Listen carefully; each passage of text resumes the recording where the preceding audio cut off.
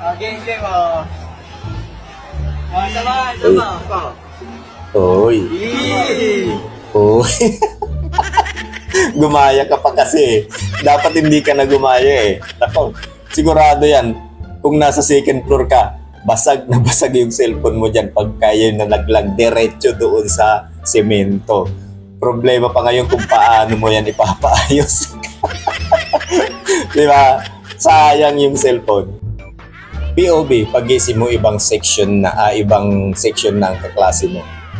Ba't nyo naman kasi hindi ginising? Hindi naman yun nyo alam kung ano yung pinagdadaanan ni ate. Baka mamaya puyat yan sa pagre-review, di ba? Kaya kailangan gisingin yung mga tropa dyan, di ba? Hindi yung pinababayaan nyo na natutulog. Hayaan nyo siyang magising na ibang section na yung kaklase niya. Nakakayawang na kaklase. Galos yan eh. Ano yung spray alcohol? Apdi niyan.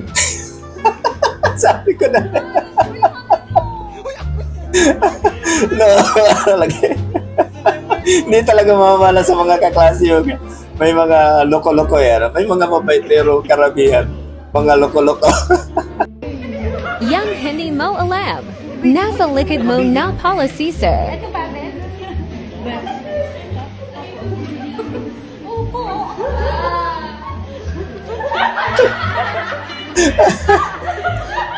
Kaya nung kami nung mga panahon namin magkakaklase, meron kaming kaklase na laging nakapwesto doon sa tabi ng bintana.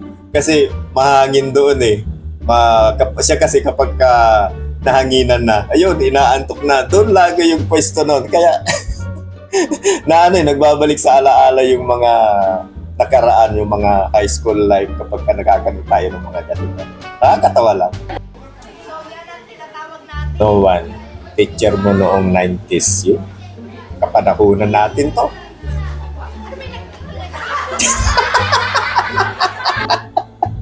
Hindi ko pa naman na-experience yung ganyan na binabato ko ng teacher ng eraser o kaya yung chalk. Pero normal yan noon eh, noong mga kapanahunan namin. At tawanan pa yon, hindi walang nagsusumbong sa magulang.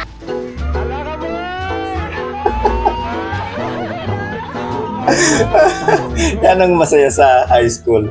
Naalala ko parang isang beses lang ako nag-cutting class tapos nagpunta kami dun sa video okay. Video okay pa yung uso noon eh. Sumakay pa kami ng jeep kasi sa bayan yun eh. Yun ang naalala kong nag-cutting classes. Ready for the fun? Daddy Del's TV!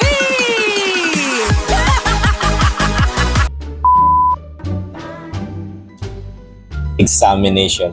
Sa daigdig ng agham, tuklasin ang Panay kopya. Minsan nga, yung kumukopya pa yung nakakapasa doon sa exam.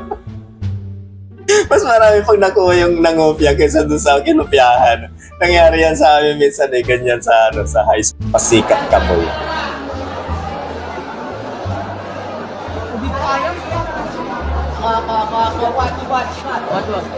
Yun lang.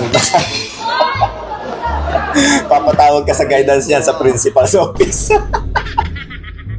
Girl group naman to, mga dancer.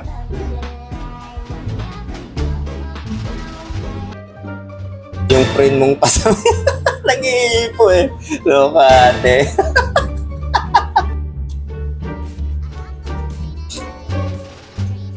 May sarili silang daanan pa eh.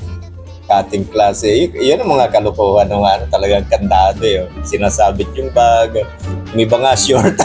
Tatago yung short. Yan, mag-guidance ka dyan pagka pinindot mo yung fire alarm.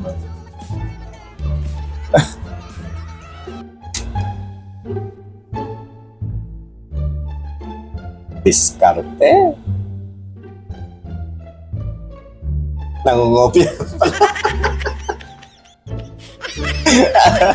Baka pumasa pa yung nangopia. Mas bagsak yung kinopyahan. College na yan. Seryoso na buhay dyan. Mag-aalala Spider-Man ka talaga kapag kabaha at gusto mong pumasok sa school o kaya sa trabaho. Ganyan talaga eh.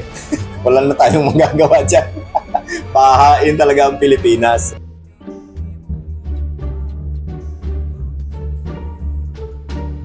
Di maiiwasan yung mga ganyan. Yung may girlfriend, boyfriend sa klase. Tapos katabi mo siya sa upuan. Ang sweet! ATV.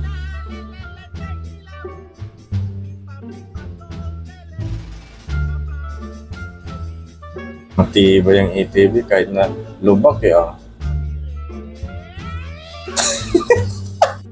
Sabi ko, gisingin Hindi ka ginis. Punyeta. Loko din yung mga klase niyo. Yung gabi na wala ng tao dito. Oh. Diyan ka na matulog. At least, kinabukasan, hindi ka late. Unang-una ka sa klase.